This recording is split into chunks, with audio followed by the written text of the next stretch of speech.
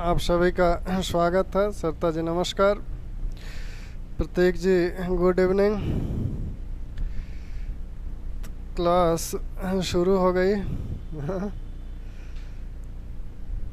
तो हम लोगों ने क्या क्या किया है, कहाँ कहाँ हैं हम लोग, अभी कहाँ हैं। तो कुषाण काल, कुषाणों के विषय में जो बातें की जा रही थीं, तो कुषाणों में हम लोगों ने जो बातें अभी तक की हैं उसमें सिल्क रूट की बात कल हुई थी, कल कुछ बात आपकी हुई थी सिक्कों की भी, कुषाणकालीन आर्थिक व्यवस्था में सिक्कों की भी बात हो रही थी। और सिक्कों के बाद हम लोगों को कुषाणकालीन जो गंधार और मथुरा कला है इस पर भी कुछ काम किया जाएगा। Amit ji good evening. तो आप लोग आ जाएं, जल्दी शुरू किया जाए। कुषाणकालीन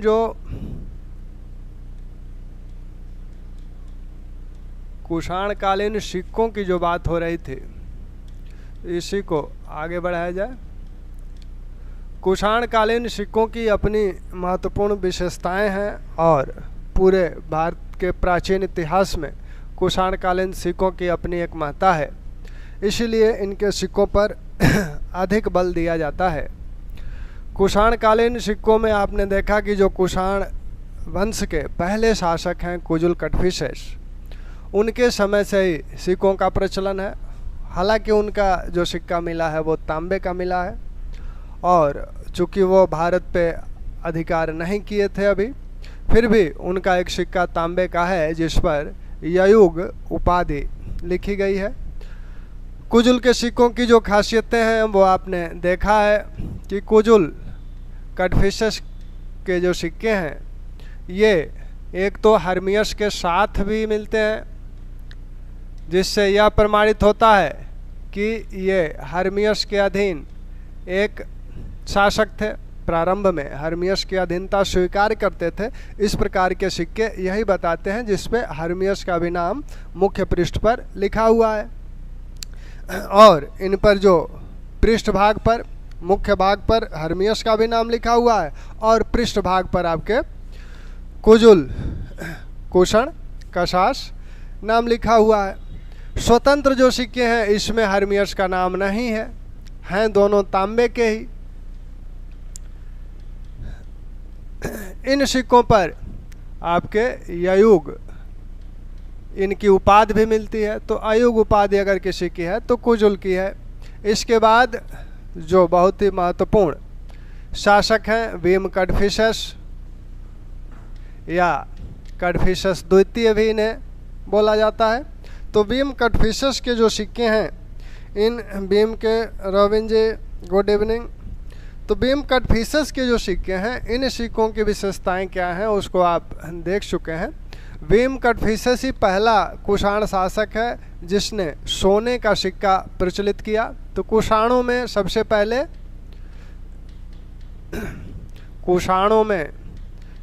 पहले इसी ने सोने का सिक्का जारी किया था, सोना का सिक्का जारी किया था। तो कुषाणों में पहला शासक है जिसने सोने का सिक्का जारी किया है। इसके सोने के सिक्के दो वजन के मिलते हैं, एक आपका 224 ग्रेन, 242 ग्रेन, और दूसरा जो है 20 ग्रेन का सिक्का है। तो 242 ग्रेन और 20 ग्रेन का, यह जो 20 ग्रेन वाला सिक्का है, इसी में वह एक दीवार के झरोखे से, दीवार से झांकते हुए दिखाया गया है।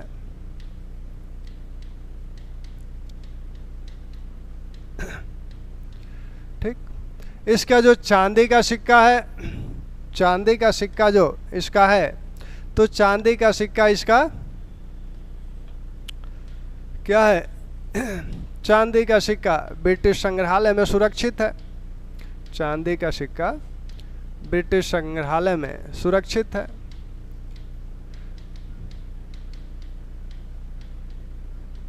ब्रिटिश संग्रहालय में है। इसका जो तांबे के सिक्के हैं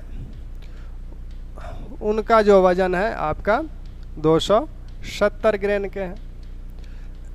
इसने यह जो सोने का सिक्का जारी किया, इस सोने के सिक्के की खासियत यह है कि ये रोमन सिक्कों के आधार पर हैं, रोमन सिक्कों के आधार पर हैं। रोमन सिक्के जो चांदी के सिक्के हैं जिसे डेनारियस बोला जाता था, डेनारियस या डेनारियस, डेनारियस या डिनारियस जो सिक्का बोला जाता था, इसी अनुकरण पे ये सिक्के हैं, इसीलिए इन सिक्कों को दिनार बोला जाने लगा। यह जो दिनार शब्द आया यह रोमन शब्द भारत में पूर्व मध्यकाल में यहाँ से स्वर्ण सिक्कों के लिए दिनार शब्द का प्रयोग होने लगा। तो ये आपका इनकी प्रमुख विशेषताएं सोने के सिक्कों में यह है कि रोमन सिक्कों के आधार पर प्रचलित हैं और 242 ग्रेन के 20 ग्रेन के हैं। तांबे के सिक्के इससे ज़्यादा भार के हैं, वो 270 ग्रेन के हैं। इनके सिक्कों पर जो उपाधियां हैं, इनकी सिक्कों पर जो उपाधियां हैं वो आपकी कुषाणों की जो उपाधि वेसेलियस वेसेलिन, वो उपाधि है ही मुख्य पृष्ठ पर यूनानी भाषा में, वेसेलियस वेसेलिन। पृष्ठभाग पर इनकी जो उपाधि है वो है आपकी महाराजस, महाराजस, रजधिराजस, रजधिराजस, सर्वलोकेश्वर, सर्वलोकेश्वर, सर्वलोकेश्वरस, महेश्वरस, वीम कडफिशस, वीम कडफिशस, तरतरस। तो ये इनकी उपाधियां हैं। इन उपाधियों में आप क्या देखने को मिल रहा है, ये जो महेश्वर की उपाधि है ये महेश शिव से संबंधित है। तो महेश्वर जो उपाधि है यह सूचित करती है उपाधि कि ये क्या है, शैव उपासक हैं, शैव उपासक हैं। इन सिक्कों पर त्रिशूल और नंदी के भी चित्र बने हुए हैं। ये शैव धर्म के प्रतीक हैं। तो इससे भी यह स्पष्ट है कि ये शैव धर्म के उपासक हैं। तो बीम कटफिशर्स, बीम कटफिशर्स कुषाणों के पहले सोना सिक्का जारी करने वाले हैं। भारत में जो सबसे पहले सोना सिक्का जिसने जारी किया था, तो भारत में सर्वप्रथम सोने का सिक्का जारी करने वाला, सोना का सिक्का जारी करने वाला कौन है?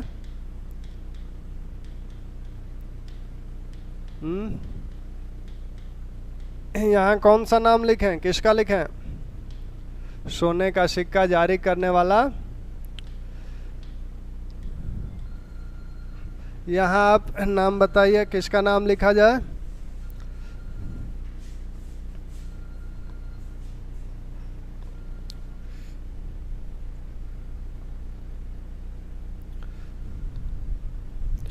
किसका नाम लिखा जाए वहाँ?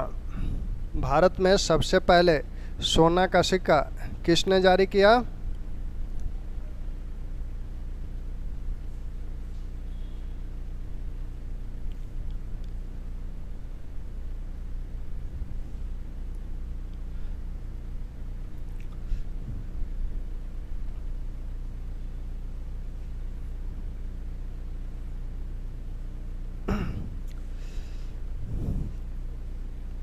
यहाँ किसका नाम लिखा जाए?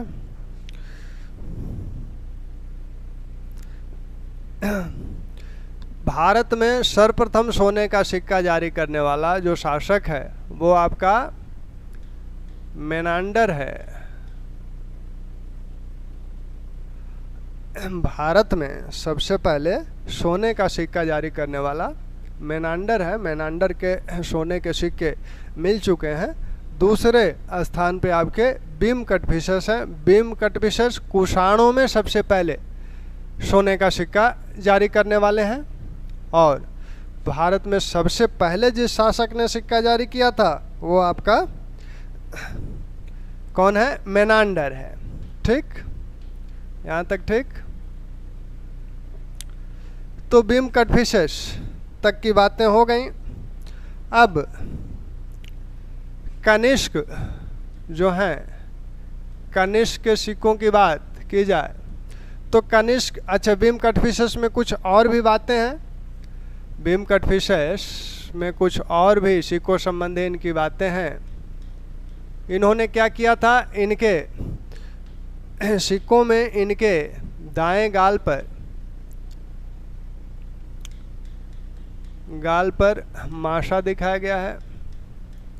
साथ में इनके सिक्कों पर आसमान में उड़ते हुए इन्हें दिखाया गया है। आसमान में उड़ते हुए, कंधों से, इनके कंधों से अग्नि की लपटें निकलती हुई दिखाई गई हैं।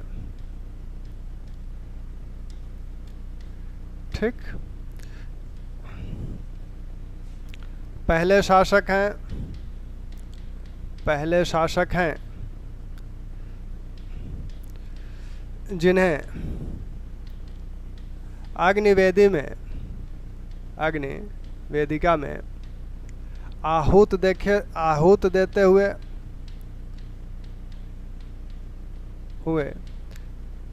दिखाया गया है। आहूत देते हुए दिखाया गया है, अग्नि वेदिका में आहूत देते हुए इन्हें दिखाया गया है। ठीक। तो बीम कटफिशेस की ये कुछ आपकी विशेषताएं हैं स्वर्ण सिक्कों के साथ साथ। ठीक, आगे चलें। आशुतोष जी गुड इवनिंग, अमरिंदर जी गुड इवनिंग। कनिष्क की जहाँ तक बात है तो कनिष्क के सिक्कों पर अभी तक जो सिक्के चल रहे थे हिंद यवनों से लेकर अब तक, हिंद यवनों शासक ने पहले बार द्विलिपीय लेख में सिक्का जारी करना शुरू किया था और ये क्रम यहाँ तक बीम कटफिशेस तक चल रहा है। शकों ने कहीं कहीं 3 लिपियों में का भी प्रयोग किया। कनिष्क ने आकर यहाँ यह परंपरा तोड़ दी। कनिष्क ने द्विलिपीय सिक्कों का प्रचलन बंद कर दिया।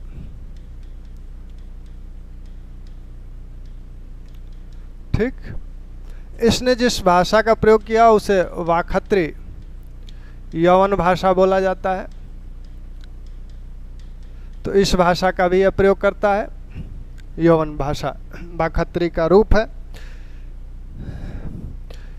इसके सिक्कों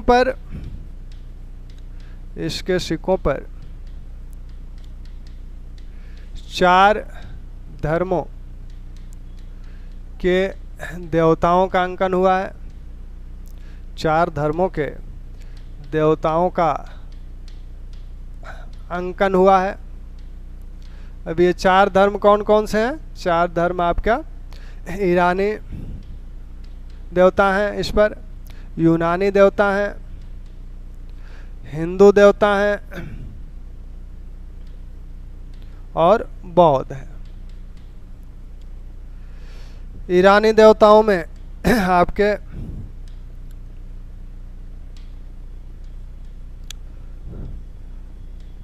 आहुर मज्द, ईरानी देवताओं में बहुमनः जो बुद्धि की देवी मानी जाती हैं, बहुमनः बुद्धि की देवी मानी जाती हैं। अतिशो ये अग्नि,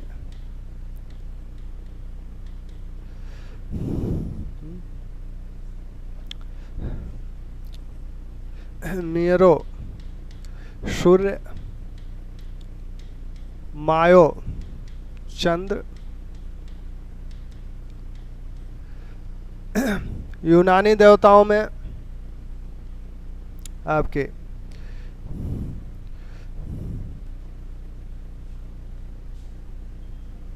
यूनानी जो सिलेयस यूनानी सूर्य जो हैं, हेलियस, ईरानी सूर्य जो है हेलियस,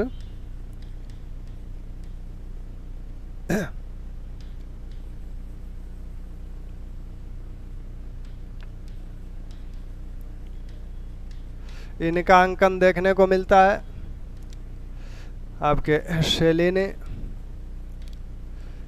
यूनानी जो है ये चंद्र है।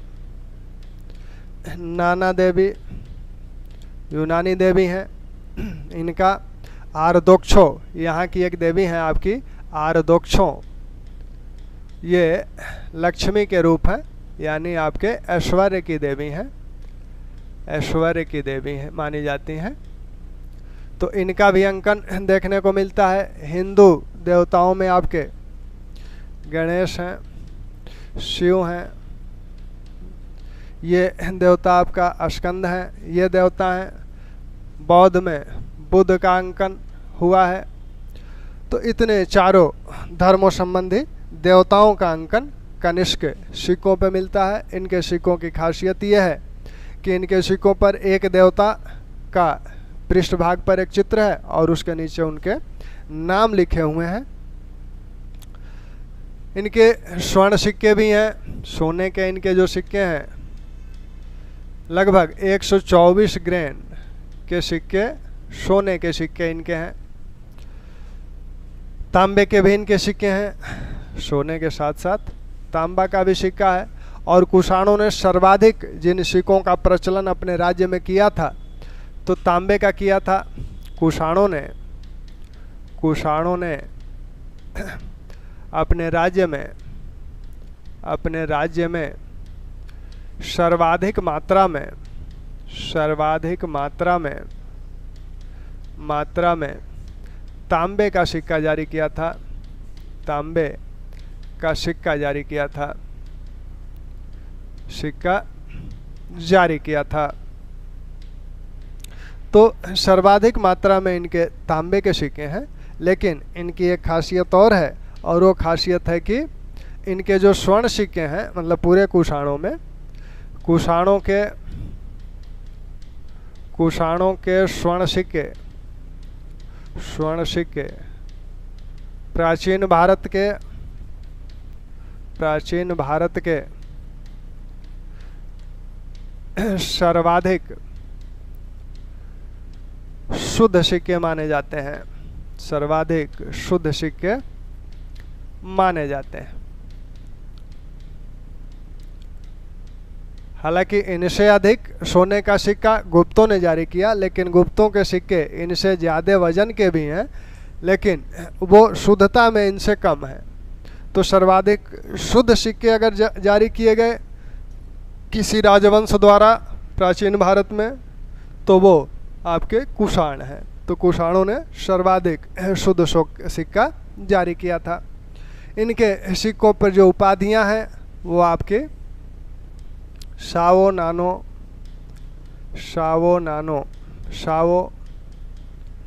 कनिष्को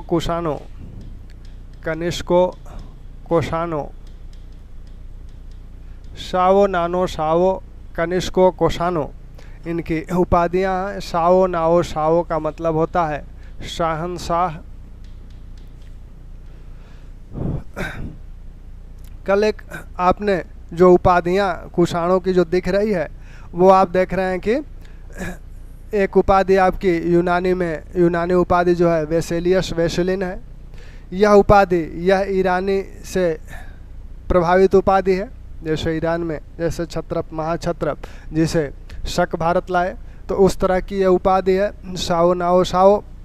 और ऐसे ही आपकी अन्य उपाधियां जो समुद्रगुप्त की प्रशस्ति में बताई जाती है, समुद्रगुप्त की प्रयाग प्रशस्ति में जो उपाधि बताई जा रही है, शाही,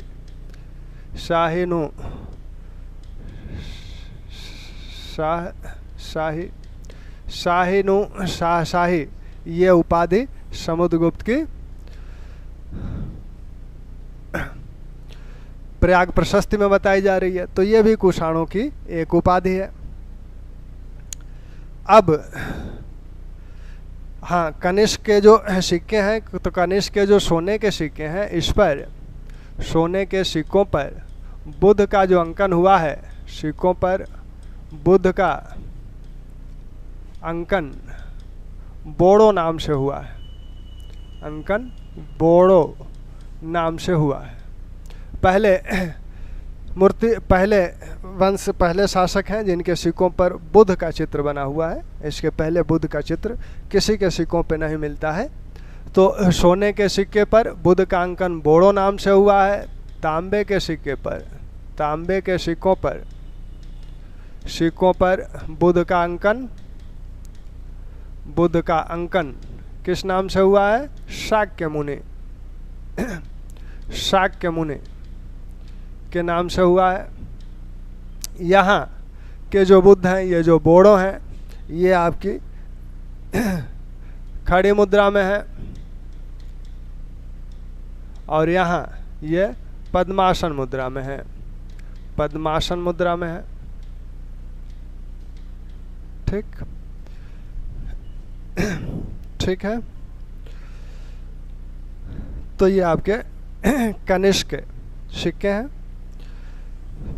तो कनिष्क के सिक्कों से जो सवाल पूछे जाते हैं, जो प्रश्न बनते हैं, यही कि बुद्ध के किस शासक के सिक्कों पर पहली बार बुद्ध की मूर्ति मिलती है, या बुद्ध को किस नाम से बताया गया है। बुद्ध के सिक्कों पर बुद्ध की जो मूर्ति है उसके नीचे क्या लिखा हुआ है, उन्हें किस नाम से संबोधित किया गया है। तो उन्हें आपके जो स्वर्ण सिक्के हैं उन पर उन्हें बोड़ो नाम से संबोधित किया गया है, और जो तांबे के सिक्के हैं उन पे उन्हें शाक्य मुनि कहा जा रहा है। तो दो नाम यहाँ प्रयोग किए गए हैं बुद्ध के लिए कनिष्क के सिक्कों पर। कनिष्क के इन सिक्कों के बाद हम लोग एक प्रश्न पे आ जाएं। एक प्रश्न यह है कि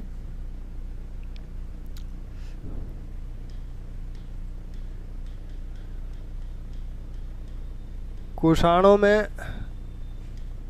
किस शासक ने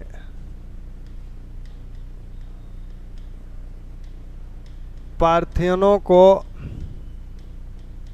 पराजित कर बैक्टीरिया छत्र पर अधिकार किया था?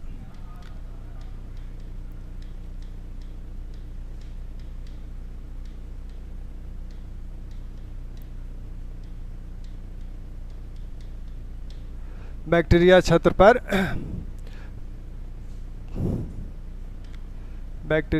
पर पहली बार अधिकार किया था। पहली बार अधिकार किया था। तो इसका नाम आप बता दें। विकल्प भी चाहिए तो वो भी दे दें। वेम कटफिशस, कोजुल कटफिशस,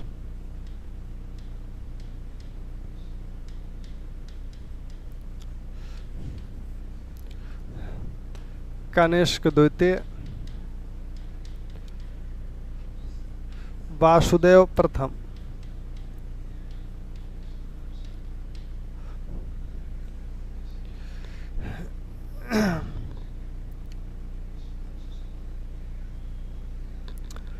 प्रश्न दिख रहा है?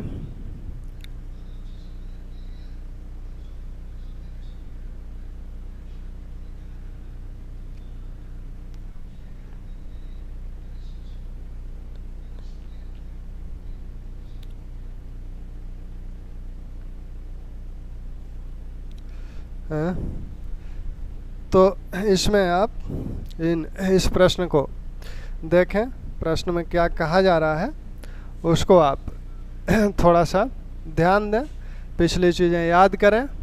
तो बड़ा ही आसान और सीधा सा प्रश्न है। प्रश्न में कोई जटिलता नहीं है।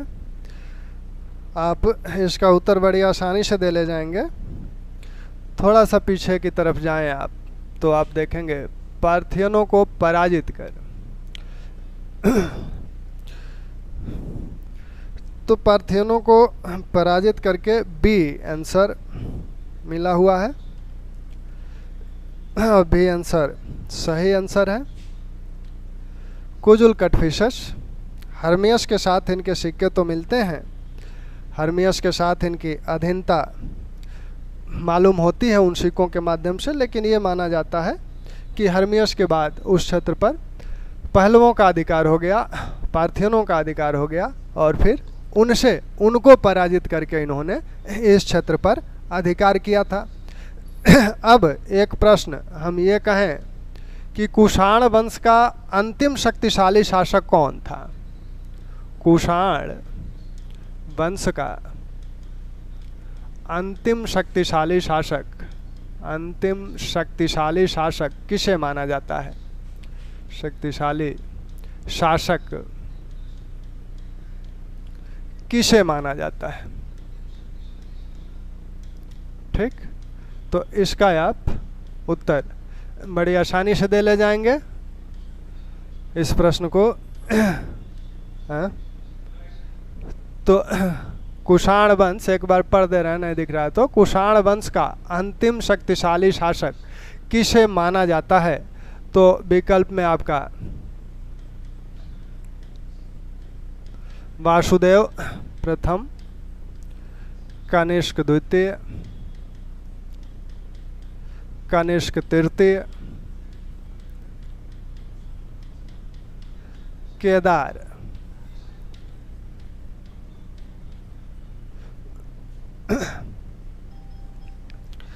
तो इस प्रश्न को भी बड़ी आसानी से आप कर ले जाएंगे। और आप जल्दी बता दें इसको।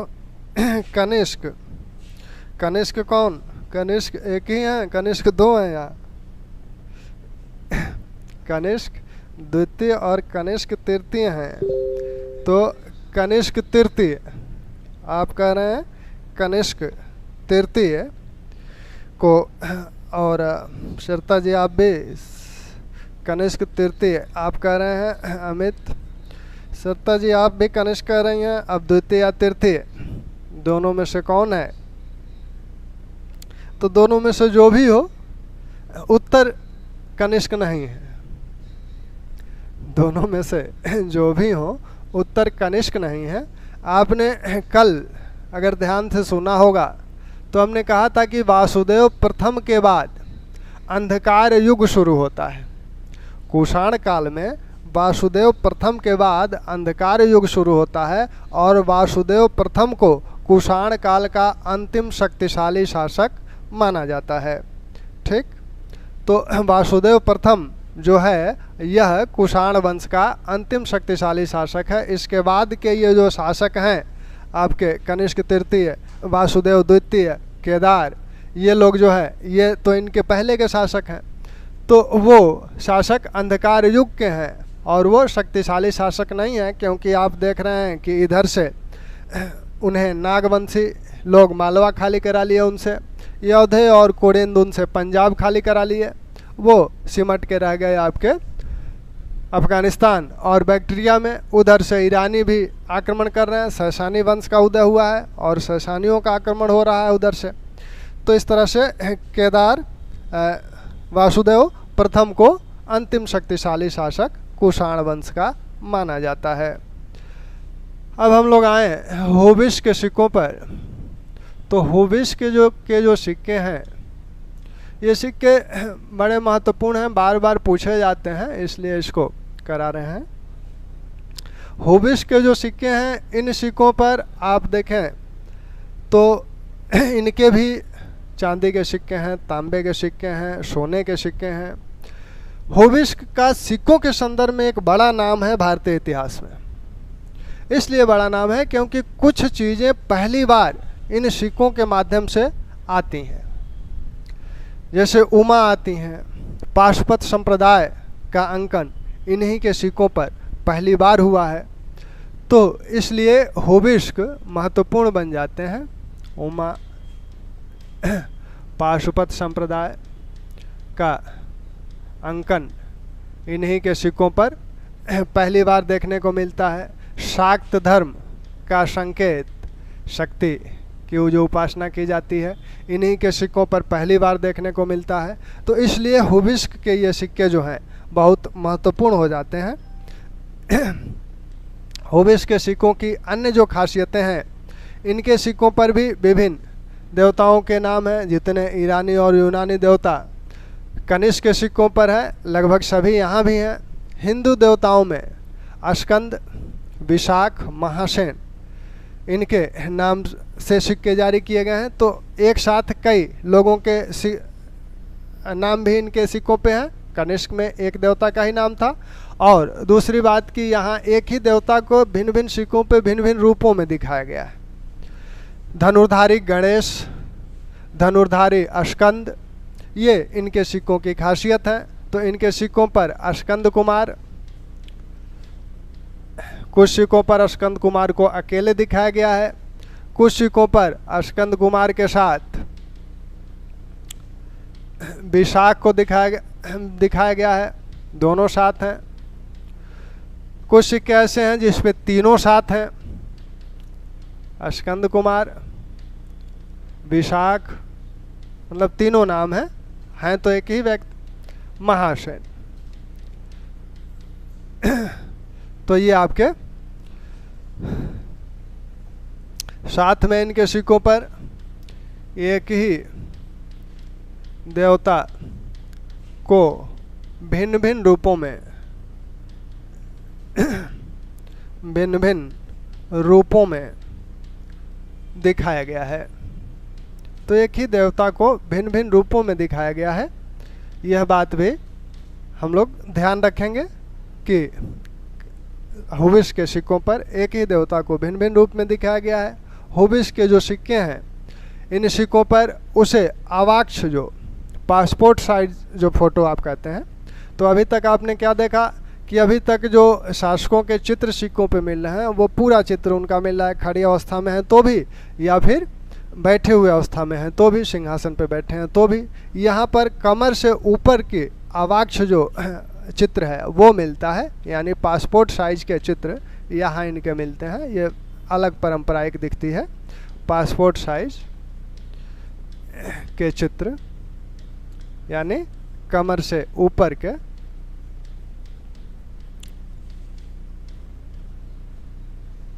तो इनके एक विशेषता ये भी है, कमर से ऊपर के इनके फोटो मिलते हैं, चित्र मिलते हैं।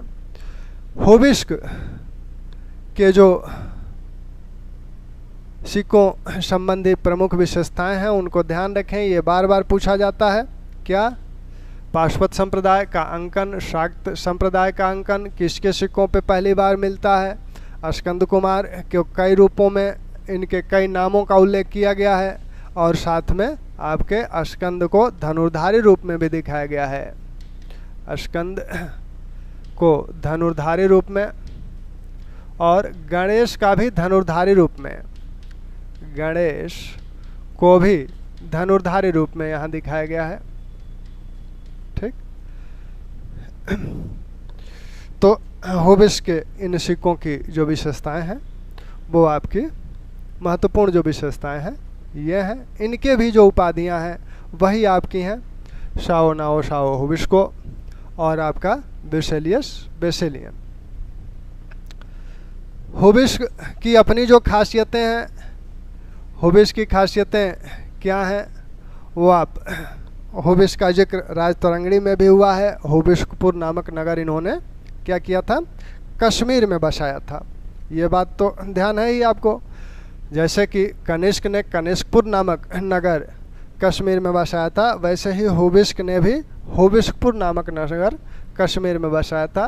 वैसे ही इनके पहले के जो शासक हैं वसुदेव कह रहे हैं, वाशिष्ठ, उन्हें भी राजतरंगिणी में किस नाम से जाना जाता है?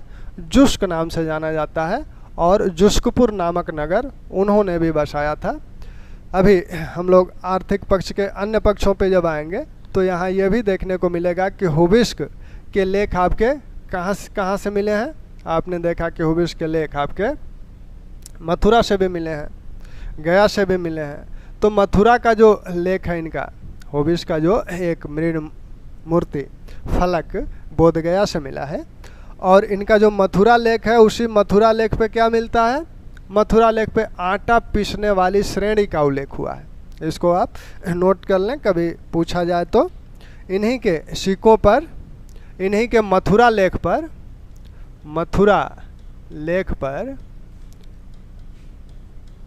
आटा पीसने वाली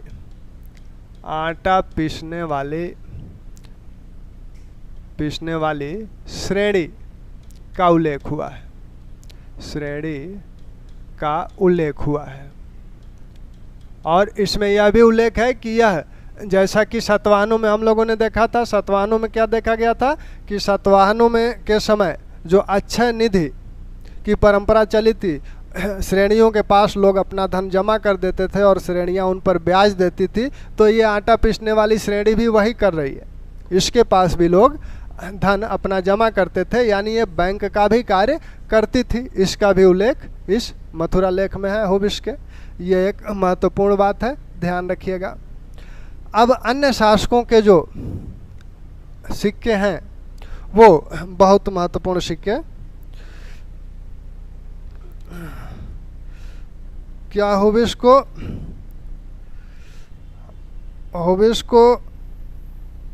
कहाँ है, मैं समझ नहीं रहा हूँ सरता जी। अस्कंद कुमार कौन है? अस्कंद कुमार वही हैं, शिव के पुत्र कार्तिकेय। अस्कंद कुमार शिव के पुत्र कार्तिकेय हैं। और होबिस को कहाँ है, मतलब थोड़ा सा और स्पष्ट कीजिए इसे।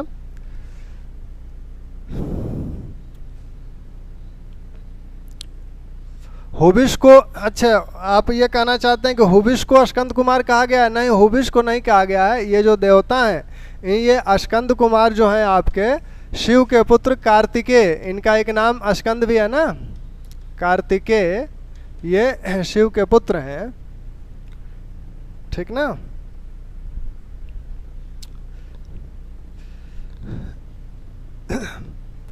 अन्य जो शासक हैं, आप देख रहे हैं कि होबिस के बाद वासुदेव हैं। वासुदेव भी शैव मत अनुयायी हैं। इनके सिक्कों पर भी शैव धर्म संबंधी विभिन्न चिन्ह मिलते हैं। इनकी भी उपाधियाँ वही हैं।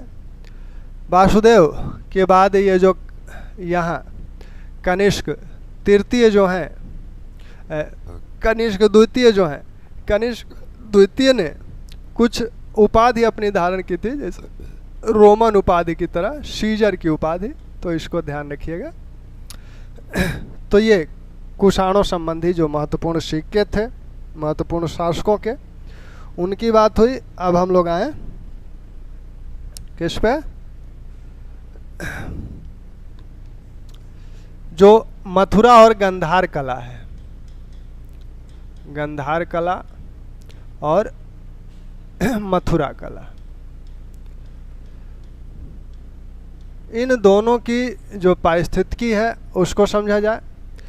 गंधार कला हेलेस्टियन जो कला थी यूनान की, सिकंदर के समय से और उसके बाद के यूनानी शासकों के समय वो विकसित की हुई थी, तो उस कला से ये प्रभावित है।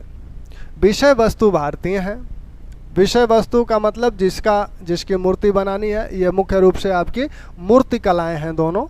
तो जिसकी मूर्ति बनानी है वह कोई भारतीय है। बुद्ध की मूर्ति बनानी है तो बुद्ध भारतीय देवता हैं या भारतीय महापुरुष हैं।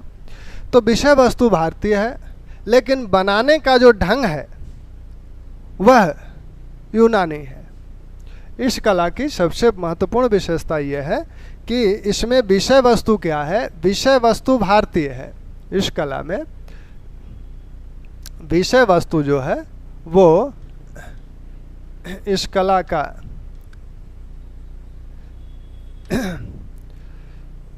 विषय वस्तु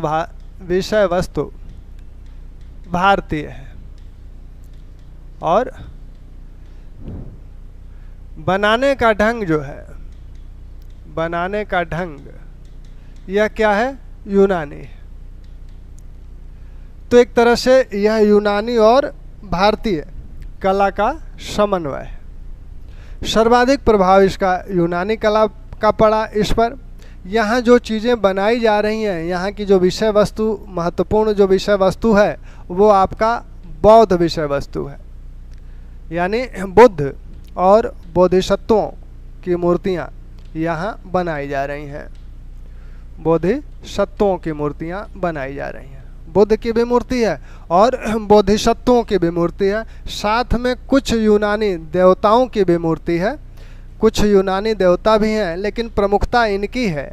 यूनानी देवता जैसे अपोलो, रोमा जो उनकी देवी हैं, तो इनकी भी कुछ मूर्तियां यहाँ मिलती हैं, लेकिन सर्वाधिक जो मिलती हैं ये मिलती हैं। और बोधिसत्वों में भी जो सर्वाधिक मिलती है वो मैत्रेय की मिलती है। मैत्रेय बोधिसत्व के विषय में आप देख चुके हैं, जानते हैं कि भविष्य में होने वाले बोधिसत्व हैं। तो इनकी मूर्तियाँ, बोधिसत्वों में सर्वाधिक मूर्तियाँ इनकी मिलती है, मैत्रेय की। इस यूनान गंधार कला में किस तरह से मूर्तियाँ बनी हैं? जैसे बुद्ध को दिखाया गया है, तो बुद्ध को मूंछ उनकी दिखाई गई हैं, उनके सिर पर बाल दिखाए गए हैं, और शरीर सौष्ठव जो है, शरीर का प्रत्येक अंग का बहुत ढंग से अंकन किया गया है। शरीर के प्रत्येक अंग को बहुत ढंग से दिखाया गया है। एक मूर्ति इस कला की सबसे सर्वोत्तम मूर्ति मानी जाती है, वो आपकी है तपस्यारत बुद्ध की मूर्ति।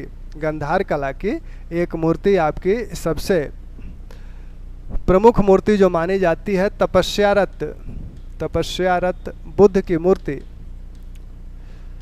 इस मूर्ति में बुद्ध के ये दिखाया गया है कि तपस्यारत व्यक्ति जब होता है तो उसकी शारीरिक दशा कैसी होती है। पेट नीचे पीठ की तरफ धंसा हुआ और सभी नस जैसे निकले हुए दिखाए गए हैं। तो इस तरह से यहाँ मूर्तियाँ दिखाई जाती हैं, मूर्तियाँ बनाई जाती थीं। भाव, यहाँ की जो मूर्तियाँ हैं, इन मूर्तियों में भावनात्मकता नहीं दिखती है और आध्यात्मिकता नहीं दिखती है। यानी ये मूर्तियाँ जो हैं वो इसमें वैज्ञानिकता दिखती है और शारीरिकता दिखती है। इनमें न तो आध्यात्मिकता झलकती है और न ही भावुकता झलकती है। जबकि भारतीय कला के ये दो महत्वपूर्ण पक्ष हैं, आध्यात्मिकता और भावुकता। ये आध्यात्मिकता और भावुकता यहाँ झलकती है। जो गंधार कला है, यह कहाँ कहाँ इसके उदाहरण मिले हैं? तो इसके उदाहरण आपके जो मिले हैं, बामियान गंधार कला का खजाना माना जाता है। अफगानिस्तान का जो क्षेत्र है बामियान, तो बामियान में ढेर सारी मूर्तियाँ, बुद्ध की सबसे ऊंची मूर्ति, सबसे बड़ी मूर्ति यहीं बामियान से आपकी मिली। लेकिन बाद में उस मूर्ति को खंडित कर दिया गया था जब अफगानिस्तान पर आक्रमण हुआ था। तो लेकिन सबसे बड़ी बुद्ध की मूर्ति यहीं बामियान में मिली।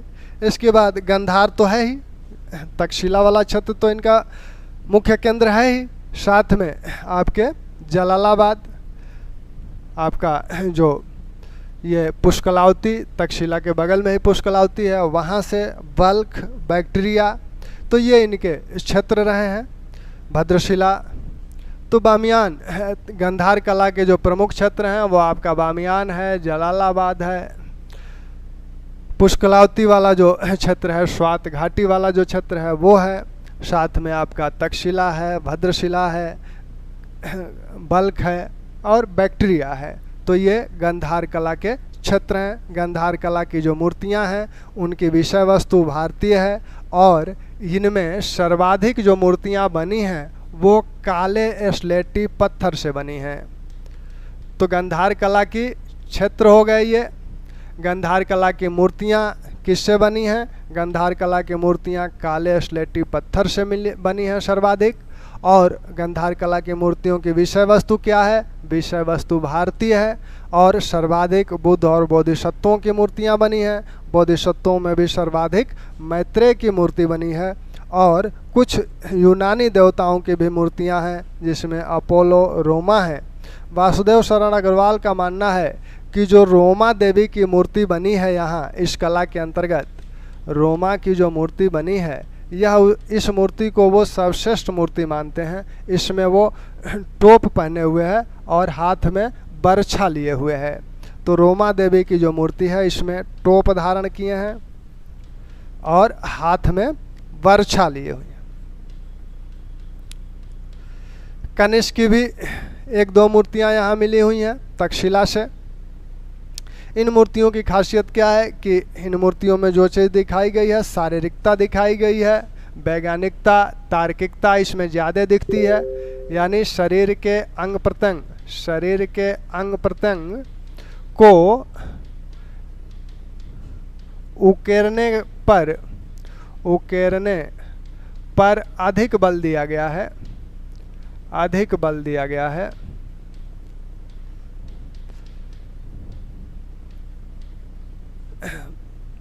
जब तपस्या कर रहे हैं तो उसमें दृढ़ इच्छा शक्ति उस मूर्ति में दिखती है उनके मुख पर, लेकिन उस तपस्या किस लिए कर रहे हैं? तपस्या वो ईश्वर की प्राप्ति के लिए कर रहे हैं, तो वो चीज़ उसमें, वो आध्यात्मिकता उस मूर्ति में नहीं झलकती है।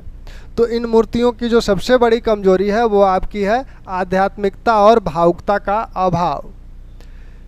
बुद्ध को किस रूप में दिखाया गया है? बुद्ध जब तपस्या कर रहे हैं, ये तपस्यारत जो बुद्ध की मूर्ति है, इसमें भी उन्हें उनके ऊपर सिर पर बाल दिखाए गए हैं। तो जैसा कि अब ये चीज़ें उन्हें पता नहीं थी कि बुद्ध जब तपस्या कर रहे थे तो वो अपना केश मुंडन कराए थे, तो यह ज्ञान न होने के कारण संभवतः ऐसा वहाँ के कलाकारों ने किया। यहाँ मथुरा की मूर्तियों की क्या विशेषताएं हैं? ठीक इसके विपरीत मथुरा की मूर्तियाँ हैं। इनका प्रमुख विषय भी भारतीय है और बनाने का ढंग भी भारतीय है। यहाँ ये मथुरा कला जिससे प्रभावित होती है वो प्राचीन भारतीय कलाएं जो हैं, सांची से या अन्य जो भरहुत की कलाएं हैं, उनसे प्रभावित नजर आती हैं। यहाँ बुद्ध की मूर्ति पहली बार कनिष्क के काल में, कुषाण काल में, कनिष्क के समय से और उसके बाद बननी शुरू होती है। इसका जो प्रमुख कारण है वो आप जानते हैं क्यों है? क्योंकि जो चौथी बौद्ध संगीति हुई थी उसी के बाद महायान संप्रदाय के तहत, महायान संप्रदाय 2 संप्रदायों में, उसी बौद्ध संगीति के बाद बौद्ध धर्म बटा था, हीनयान संप्रदाय और महायान संप्रदाय। महायान संप्रदाय ने बुद्ध को देवता मान लिया और उनकी मूर्ति पूजा को भी स्वीकार कर लिया। तो अब बुद्ध की मूर्तियां बननी स्वीकार हो गई। इसके पहले बुद्ध की मूर्तियां नहीं बनती थी, जैसा कि आपने भरहुत और सांची के स्तूपों पर देखा था कि वहाँ पर बुद्ध के प्रतीकों से उन्हें दिखाया जाता था, उनके भिक्षा पात्र से दिखाया जाता था, बोध वृक्ष से दिखाया जाता था, तो उन प्रतीकों का प्रयोग किया जाता था। लेकिन यहाँ सीधे सीधे अब बुद्ध की मूर्ति बनने लगी। तो ये सवाल उठता है और जो यूरोपियन लेखक हैं वो ये मानते हैं कि सबसे पहले बुद्ध की मूर्ति गंधार कला के तहत बनाई गई, लेकिन वासुदेव शरण अग्रवाल ने यह साबित करने का प्रयास किया है कि सबसे पहले जो बुद्ध की मूर्ति बनी वो मथुरा कला के अंतर्गत बनी। वो कहते हैं कि कोई भी मूर्ति ऐसे स्पेस में नहीं बनती है, उसके लिए एक धार्मिक माहौल का होना, धार्मिक डिमांड का होना आवश्यक होता है। यहाँ चूँकि मथुरा पहले से ही जो है वो भक्ति का केंद्र बना हुआ था, यहाँ विभिन्न हिंदू देवताओं की मूर्तियां बनाई जाती थीं, यक्षिणियों की मूर्तियां बनती थीं। तो जब बुद्ध की मूर्ति बनना भी स्वीकार हो गया तब यहाँ के कलाकारों ने बुद्ध की मूर्ति भी बना दी। क्रैमरिस भी इसका समर्थन करते हैं, निहार रंजन राय भी इस मत का समर्थन करते हैं। तो अब ये माना जाता है कि मथुरा कला में ही बुद्ध की मूर्ति सबसे पहले बनाई गई थी। ठीक, तो मथुरा कला में बुद्ध की मूर्ति बनी सबसे पहले। बुद्ध की मूर्ति यहाँ बनी। यहाँ की मूर्तियों की विशेषताएं क्या हैं? यहाँ आध्यात्मिकता दिखती है और भावुकता दिखती है। इन दोनों का यहाँ अभाव है। यहाँ की जो मूर्तियाँ हैं वो आपकी चितकबरे, सफ़ेद बलुआ पत्थर के बनी हुई हैं। इससे इन पत्थर से ये मूर्तियां बनाई गई हैं। लाल चितकबरे सफ़ेद बलुआ पत्थर से यहाँ की मूर्तियां बनाई गई हैं। यहाँ की मूर्तियों में बुद्ध को, जब यहाँ की मूर्तियों पर भी कुछ गंधार का प्रभाव है, बुद्ध की मथुरा कला पर सर्वाधिक प्रभाव आपका बहुत साची से मिल का है, लेकिन थोड़ा सा प्रभाव इसका भी है, क्योंकि यहाँ जिस तरह से मूछें दिखाया गया है, यहाँ जिस तरह से बुद्ध के पैर में चप्पल दिखाए जा रहे हैं, जूते दिखाए जा रहे हैं, वैसे कुछ मूर्तियों में यहाँ भी पैरों में चप्पल दिखाया गया है, तो यहाँ के प्रभाव के कारण वो चीज़ मिलती है, लेकिन अधिकांश मूर्तियों में वो चीज़ नहीं मिलती है। यहीं यहाँ का जो क्षेत्र है, विषय वस्तु है, वो यहाँ से व्यापक है। यहाँ आपने देखा कि सिर्फ बुद्ध और बोधिसत्व तथा कुछ यूनानी देवताओं की मूर्तियाँ बनी हैं। यहाँ जो है आपका बौद्ध धर्म से संबंधित बुद्ध बोधिसत्वों की मूर्तियाँ हैं, हिंदू धर्म से संबंधित विभिन्न हिंदू देवताओं की मूर्तियां हैं, और जैन धर्म से संबंधित, यानी तीनों धर्मों की। यहाँ पर मथुरा में आपका जैनों का स्तूप मिलता है। तो ये तीनों धर्मों संबंधी मूर्तियाँ यहाँ मथुरा में दिखती हैं। तो यहाँ की जो विषय वस्तु है वो भी व्यापक है गंधार की अपेक्षा। यहाँ की जो बुद्ध की मूर्तियाँ हैं, यहाँ भी